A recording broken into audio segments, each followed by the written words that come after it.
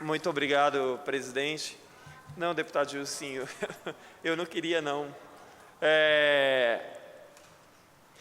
Nós hoje, na fase das comunicações, nós falamos um pouco sobre a questão de rescisões de contrato que são feitas de forma unilateral.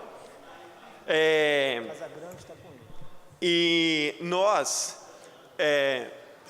hoje, aproveitando esse momento da fase das lideranças, falando um pouco sobre o que está acontecendo em nível federal. Nós acompanhamos recentemente a compra de voto de uma forma descarada por parte do atual presidente da República, o presidente Michel Temer, para conseguir que os deputados arquivassem a possibilidade de continuar a investigação sobre os crimes por ele cometidos. Para isso, além da liberação de emendas parlamentares para os aliados e de cargos, o presidente da República se comprometeu com outras situações. Por exemplo, ao vetar projeto que resguardava a área de reserva na Amazônia. E isso naquela semana mesmo da votação. Agora, na semana passada, fomos surpreendidos com o presidente liberando uma gigantesca área de reservas naturais na Amazônia para a exploração mineral. Tudo isso são faturas que o governo está pagando ainda aos aliados que votaram do jeito que ele queria naquela ocasião, ali há umas 3, 4 semanas atrás. É lamentável que tudo isso esteja ocorrendo e que tão pouco se repercuta. Observe que o Congresso Nacional praticamente não se manifesta sobre isso. O Senado praticamente não se manifesta sobre isso. Aliás, é curioso aqui no estado do Espírito Santo que nós tenhamos tantos problemas graves aqui no estado, e inclusive esta questão agora da Amazônia, que é grave para o país inteiro e não só para o Espírito Santo, e eu não me lembro a última vez que senadores do Espírito Santo propuseram audiências públicas para debater questões graves da educação, da saúde, da segurança, mas e sequer das reformas, né? Também não vimos debate nenhum sendo proposto aqui. E 2 senadores percorrem o estado fazendo audiência pública sobre a questão da isenção ou não de imposto para as igrejas. Então, o que realmente é importante para a sociedade e para aqueles que nos representam no Senado da República? Mas eu quero ainda aproveitar esse momento para fazer outras reflexões. Rodou pelas redes sociais e, salvo engano, os jornais de hoje falam sobre uma palestra que o nosso governador irá proferir, salvo engano novamente, em São Paulo. Então, ali, para demonstrar o quanto um pequeno estado está dando exemplo para o país.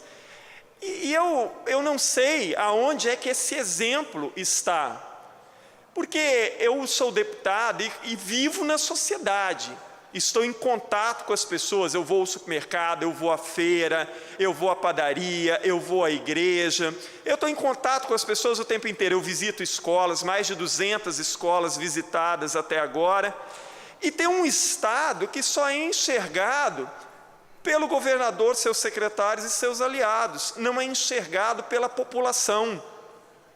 Nós temos no Espírito Santo, só nos últimos 2 anos, mais de 50 escolas estaduais fechadas, num estado que tem mais de 50 mil jovens e adolescentes entre 4 e 17 anos fora da escola e mais de 200 mil jovens entre 18 e 29 anos que não concluíram a educação básica e estão fora da escola. Que exemplo é esse? Semana passada uma estatística mostrava o estado do Espírito Santo como o 4º mais violento entre as 27 unidades da federação. Outra estatística, neste final de semana, divulgada por alguns jornais, mostra o Espírito Santo como o segundo estado em violência contra a mulher, em assassinatos contra mulheres. É um dos primeiros também quando se fala de assassinatos de jovens negros. Nós temos no IASES de Linhares cerca de 320 internos, dos quais nem metade recebe assistência socioeducativa. Aliás, dos 320 internos no IASES de Linhares, metade aproximadamente não tem nem onde dormir, dorme em colchão no chão. Então, é curiosa essa ideia de que o Espírito Santo é exemplo. Não, porque enquanto o Rio está falido, enquanto Minas está falido, o Rio Grande do Sul está falido, ótimo. Mas nós temos estados mais pobres do que o Espírito Santo no Brasil e não estão falidos. Não se tem notícia de que a Paraíba, Alagoas ou o Acre estejam falidos. E aqui nós vemos a violência crescer a olhos vistos aqui no estado do Espírito Santo. Nós temos gravíssimos problemas, basta entrar num hospital público do estado do Espírito Santo, que você vai ver a quantidade enorme de pessoas jogadas pelos corredores, fora a quantidade de pessoas que sequer conseguem atendimento. Escolas sendo fechadas, Padre Honório, o senhor sabe perfeitamente disso, porque eu sei que o senhor é muito empenhado, principalmente na questão das escolas do campo, que o senhor, inclusive, na semana passada falou aqui sobre a questão da escola do campo lá de Boa Esperança, a escola do campo de Águia Branca.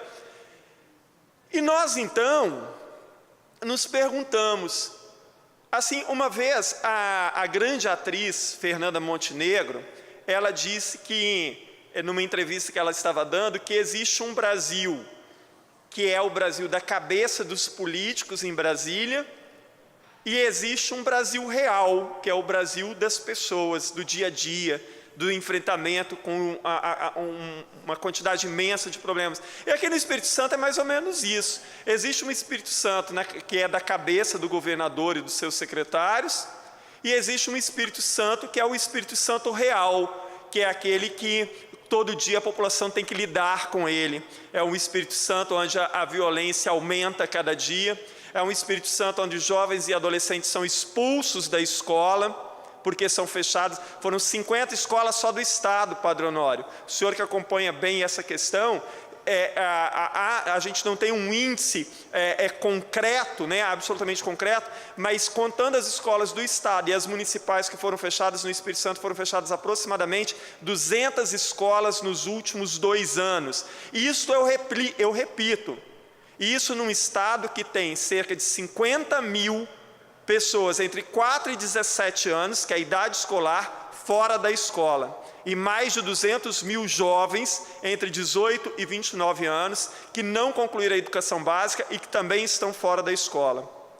Enquanto isso, o governo faz um alarde de uma situação que não existe. A gente já tinha estranhado essa história, porque não faz muito, que o secretário Júlio Pompeu foi dar uma palestra no Rio de Janeiro para ensinar o Rio de Janeiro como combater a violência e como acabar com a crise na segurança. Ora, eu não sei quem é que convida essas pessoas e o quanto as pessoas investigam um pouco o que está acontecendo aqui no estado, porque isso é uma coisa doida.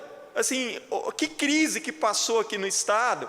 Olha, a política de segurança pública no Espírito Santo ela é tão absurda que de 2006 para cá diminuiu em 40% o número de efetivos na Polícia Civil, 40% a menos policiais civis e peritos hoje do que tinha em 2006, com o Espírito Santo quase com o dobro da população que tinha naquela época, e com a população e com a violência só crescendo. Nos últimos 3 anos, o efetivo da Polícia Militar foi reduzido em 12%. E aí, deputado Gilcinho, o senhor sabe que eu não estou mentindo, eu não estou inventando, isso é verdadeiro. Além disso, no caso tanto da Polícia Civil quanto da Polícia Militar, a falta de equipamento, a falta de estrutura, enfim. Então, assim, e aí as pessoas vão dar palestra lá fora, lá no Rio de Janeiro, no Rio Grande do Sul e São Paulo, para dizer do Espírito Santo como exemplo. Mas exemplo de quê, afinal de contas? Salvo engano, o secretário da Secretaria de Controle e Transparência, o Eugênio Ricas, ele vai dar uma palestra, ou já deu, não sei, agora, acho que em agosto ou setembro, no Rio Grande do Sul, para falar do Espírito Santo como exemplo de transparência e de combate à corrupção. Oi? Transparência e combate à corrupção aqui no Espírito Santo? Como assim? A Secretaria de Saúde, a Secretaria de Agricultura, a CESAM, são gigantescas caixas pretas. Não há aqui transparência nenhuma. Quando você faz qualquer tipo de denúncia em relação às secretarias do governo, nada anda. Nós temos no próprio governo, se fosse um governo preocupado com transparência e efetivamente combate à corrupção, não teria secretários já condenados, e que são secretários já condenados pela justiça. Alguns talvez não estão presos ainda, porque vão recorrendo o tempo inteiro. Então, assim, eu até gostaria muito de ir uma palestra dessa e poder fazer pergunta a essas pessoas, para entender como é que conseguem ser convidados para falar do Espírito Santo como exemplo, porque se o Espírito Santo é exemplo de transparência e combate à corrupção, eu imagino que são os outros estados, então. Se o Espírito Santo é exemplo, com esses altos índices de violência que tem aqui, com a quantidade imensa de pessoas jogadas pelos corredores dos hospitais, com as escolas sendo fechadas e com um número exorbitante de jovens fora da escola, sem que o governo faça uma única campanha para trazê-los de volta.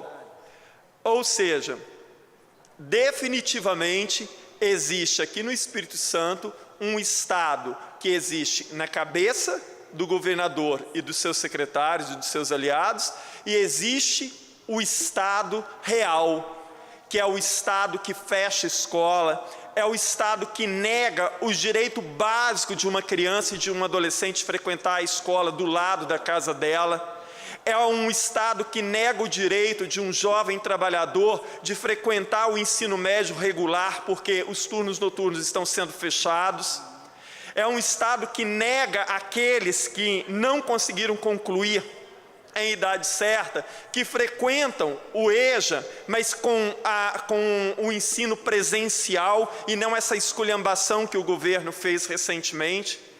Então, assim, eu até faço um convite àquelas pessoas lá que convidaram, né, os secretários aqui, que venham ao Espírito Santo, mas venham ao Espírito Santo para conversar com o povo, para andar nas ruas, para ir à feira, para ir ao supermercado, para ir à padaria, para ir andar no dia a dia, para conversar com as pessoas, para ver o que elas sentem no dia a dia, o que elas vivem no dia a dia, qual é a realidade efetiva desse Estado.